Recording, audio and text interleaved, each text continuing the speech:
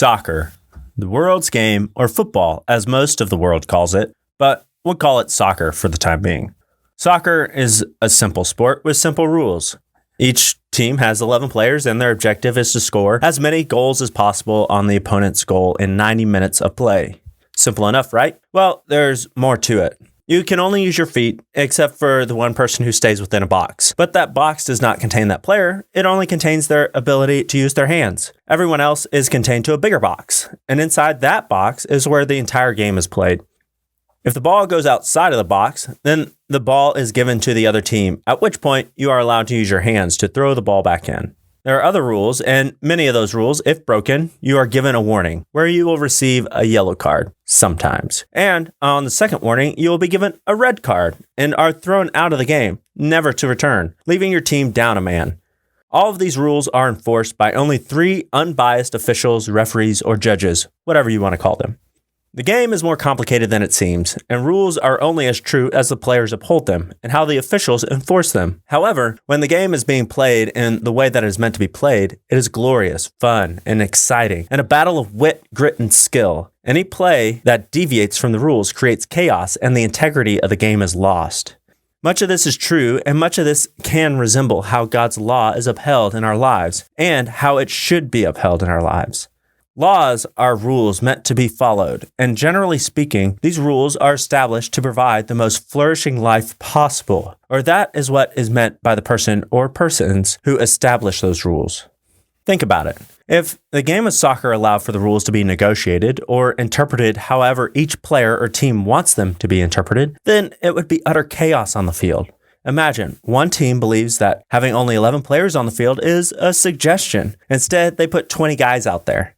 The other team believes that the lines on the field are just there for aesthetics and do not create boundaries. In order to flourish in the game of soccer, you must abide by the rules of the game and stay true to the meaning and reasoning of the rules of the game. Same is true for the law established by God.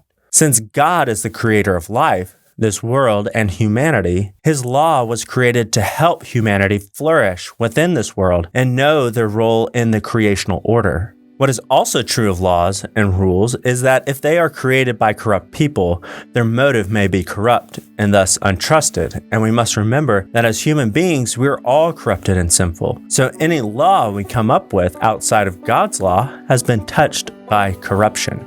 We have to abide in God's law and its deeper meaning because it is the only law that has not been established by corrupt hands. If we believe that and abide in the law established by God, then we will be the most flourishing human beings that we can be. Moving forward, we have to remember that the law of God has been fulfilled in Jesus, which means that our obedience to the law is found in our following of Jesus, because he is the only one that perfectly followed God's law. His obedience allowed for our disobedience to be covered, and thus our response to this grace should be further obedience. The purpose of the law is to prevent obstacles from the covenant relationship with God. Thus, the law concentrates on the obstacles that are inhibiting us from that proper relationship. And the only way to return to the proper relationship with God is through Jesus.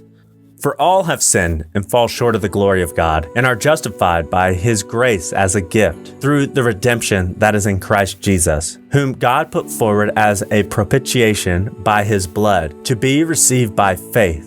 This was to show God's righteousness, because in his divine forbearance, he had passed over former sins. It was to show his righteousness at the present time, so that he might be just and the justifier of the one who has faith in Jesus.